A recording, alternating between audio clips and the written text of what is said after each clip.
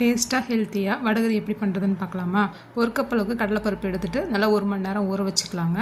பருப்பு நல்லா ஊறினதுக்கப்புறம் ஒரு ஜாரில் சேர்த்துட்டு இதோட 2 காஞ்ச மிளகாய், கொஞ்சமாக 1 ஸ்பூன் அளவுக்கு சோம்பு சேர்த்துட்டு அரைச்சிட்டு வந்துடலாம். இந்த மாதிரி ரொம்ப மையாக அரைக்காமல் 1-2 அரைச்சிட்டு வந்துடலாம். இதோட உப்பு சேர்த்து நல்லா கலந்து விட்டுட்டு ஆவியில் வச்சு வேக வச்சு எடுத்துக்கலாங்க. ஒரு 10 நிமிஷம் வெந்தால் போதும்.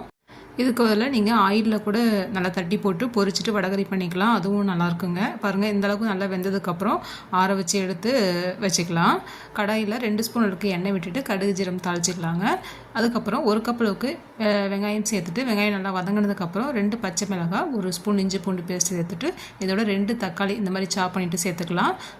இதோட மஞ்சத்தூள், மிளகாத்தூள், கரம் மசாலா சேர்த்துட்டு நல்லா கலந்து விட்டுக்கலாங்க. இதோட நம்ம ஆவியில் வேக வச்சுருக்க கடலைப்பருப்பு இந்த மாதிரி உடச்சிட்டு சேர்த்துக்கலாம். இதோட தேவையான அளவு உப்பு சேர்த்துட்டு 2 கப் அளவுக்கு தண்ணி சேர்த்து கொஞ்சமாக கொத்தமல்லி தூவிட்டு கொதிய வச்சு இறக்கிட்டோமா நல்லா இட்லி தோசைக்கு சூப்பரான வடகரி ரெடி ஆகிடும்.